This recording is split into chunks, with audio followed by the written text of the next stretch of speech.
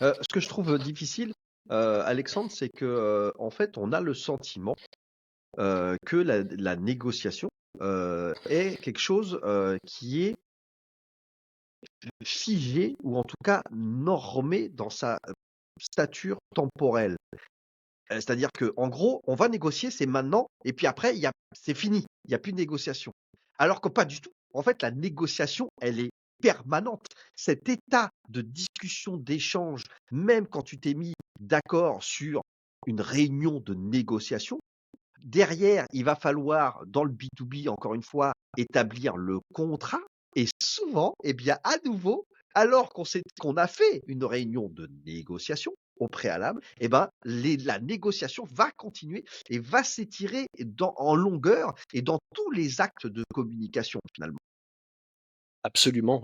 En réalité, on pourrait même dire que dans la communication humaine, qui n'est pas la communication intime avec des êtres aimés, mais la communication humaine dans le monde du travail, dans le monde du business, dans le monde de l'argent.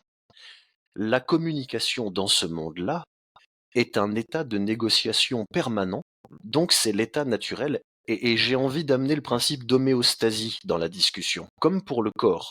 Dans ton corps, j'utilise souvent dans mes cours cet exemple, ta température corporelle, ta pression sanguine, tes battements cardiaques, ton taux de je ne sais quelle hormone, ne font que de micro-ajuster, micro-bouger en permanence pour garder une constante viable et fonctionnelle qui est 12,8 de tension, 70 battements minutes, 37,2 de température.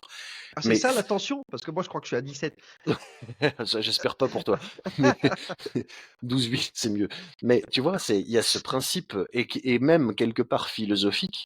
C'est le fameux premier moteur immobile qu'on retrouve même chez Aristote. C'est pour que les choses soient non pas immobiles mais stables et en apparence statiques, il faut qu'il y ait mouvement perpétuel autogénéré.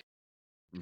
Et donc, en réalité, compris comme ça, et aurais-je tendance à dire bien compris, la négociation est l'état naturel de l'automouvement perpétuel dans la tentative de créer des richesses et des ressources, de communiquer, de convaincre, de séduire, d'intimider, de fédérer, de plaire, de, de, de, de faire tout ce qu'on doit faire pour faire exister ce qu'on est et ce qu'on fait.